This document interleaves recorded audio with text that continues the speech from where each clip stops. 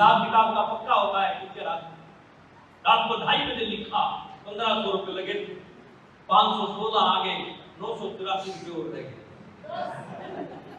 कोई ड्रीम नहीं, कोई सपने नहीं।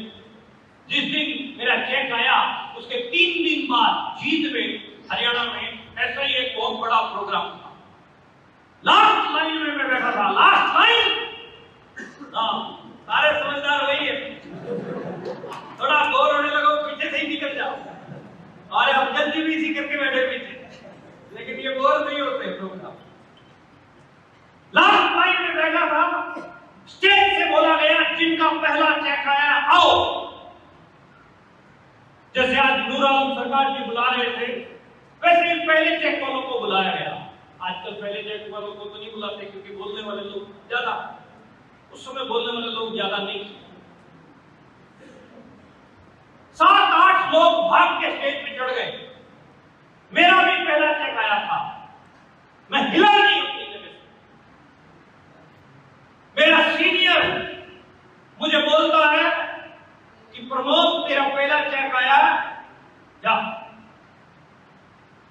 क्योंकि मेरे को स्टेज पे खड़ा होना, ये माइक पकड़ के बोलना, इसमें बड़ा डर लगता, काम था, संकोच होता था।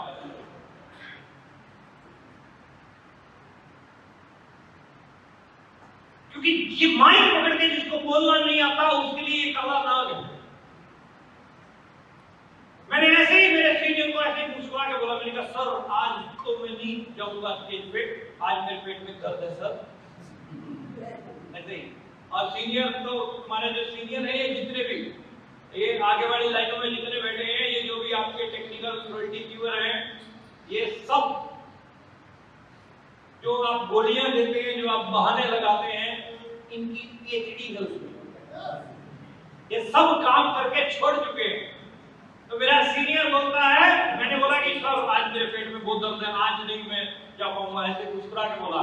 तो सीनियर बोलता है बेटा जब पेट में दर्द होता है तो चेहरे पे मुस्कुराहट नहीं होती, फीलिंग और प्रकार की होती है। अगर तेरे दर्द है भी तो भी जा, क्योंकि वहां पेट से नहीं मुंह से बोलना है। और पहली बार माय डियर फ्रेंड्स, आज भी मुझे अच्छे से याद है, पहली बार जब मैं आसिफ की स्टेज पे चढ़ा था, मेरे 3 सीनियर ने धक्का मार के चढ़ाया था।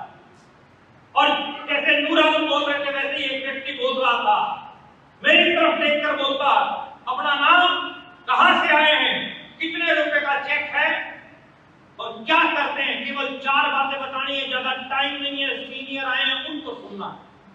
मैंने मन में सोचा तेरे को जल्दी है, तेरे से ज्यादा जल्दी मेरे को। डर डर के मैं स्टेज पे चढ़ रहा था। पहले आदमी के हाथ में माइक आया वो बोला, दूसरे आदमी के हाथ में माइक आया वो बोला, तीसरे आदमी के हाथ में माइक था वो बोला, चौथे व्यक्ति के हाथ में माइक था वो बोला, 5वें आदमी के हाथ में जैसे ही माइक आया मेरी हनुमान चालीसा की स्पीड बढ़ रही थी। 6वां, 7वां, 8वां, 9वां, 10वें नंबर पे मैं था। पहली बार लाइफ में, पहली बार जब मैंने माइक पकड़ा था तो यूं करके पकड़ा था, यूं, और ये हिल गया, टांगे हिल रही थी, मैं कांप रहा था। जिसको ये माइक पकड़ के बोलना आता है वो सबके साथ निगाहों में निगाहें मिलाकर बोल सकता है, लेकिन जिसको ये माइक पकड़ के बोलना नहीं आता वो एक ही आदमी को पकड़ लेगा, या पंखे को देखता रहेगा, या छत को, या जिसने माइक दिया उसी को देखता रहेगा। मुझे जिसने माइक दिया मैं उसी को देख रहा हूं। मेरा नाम क्या है मैं भूल गया, मैं क्या करता हूं मैं ये भूल गया, मैं कहां से आया मैं ये भूल गया। केवल एक लाइन याद थी, 516 रुपए आए,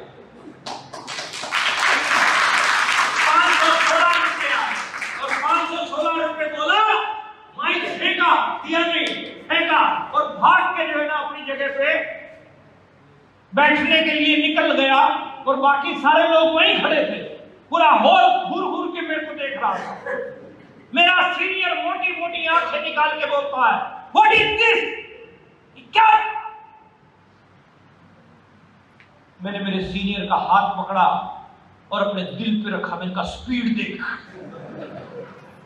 350 किलोमीटर प्रति घंटा।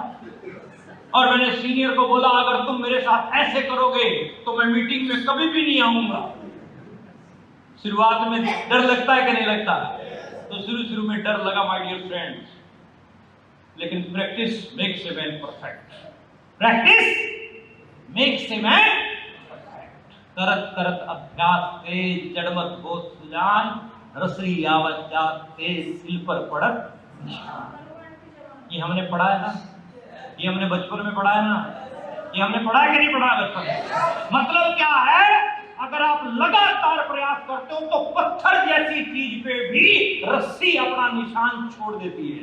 मतलब लगातार बार बार जब आप करोगे तभी कुछ ना कुछ होगा। लगातार बार बार लगातार। अब मैं फॉर एग्जाम्पल, हम सब लोग एक उदाहरण के माध्यम से समझते हैं। जब हम छोटे थे, 3-4 महीने का बच्चा जब होता है घर पे अपने, तो बैठना उसको नहीं आता है, तो माँ क्या करती है, तकिए वकिए लगा के उसको बैठने की प्रैक्टिस करवाती है। यस और नो? चलना नहीं आता, 7-8-9 महीने का जब हो जाता है, 8-9 महीने का जब हो जाता है, चलना नहीं आता तो प्रैक्टिस करवाती है। लकड़ी का एक सोर्स होता है जिसमें एक पहिया आगे 2 पहिए पीछे होते हैं। मेरे हरियाणा में होता है, आपके यहाँ रहता होगा। बच्चे की प्रैक्टिस क्या बोलते हो उसको? हाँ जी, गुडुला। क्या बोलते? गडुल्ला। गडुल्ला सही बोल रहे हैं? हाँ जी, वही, मतलब जो तुम सोच रहे हो वही है नाम, गडुल्ला। तो माँ क्या करती है, गडुल्ले को आगे रखती है, बच्चे को पीछे खड़ा करती है। पहला दिन, डे 1, बच्चा नीचे गडुल्ला ऊपर। ऐसा हुआ कि नहीं हुआ? यस। बच्चा गिरता, क्या मां 4 तमाचे लगाती है, बेवकूफ की औलाद, तू जिंदगी भर नहीं चल सकता, ऐसा मां ने बोला? क्या बोला मां ने? शाबाश बेटा शाबाश।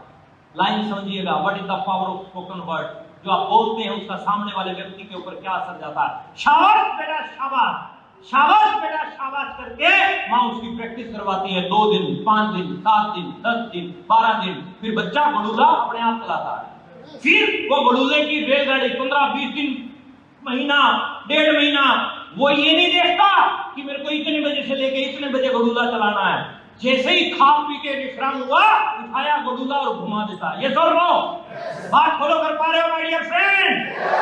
आप भी जब भी फ्री हो आपको प्लान घुमाना है। क्या घुमाना है?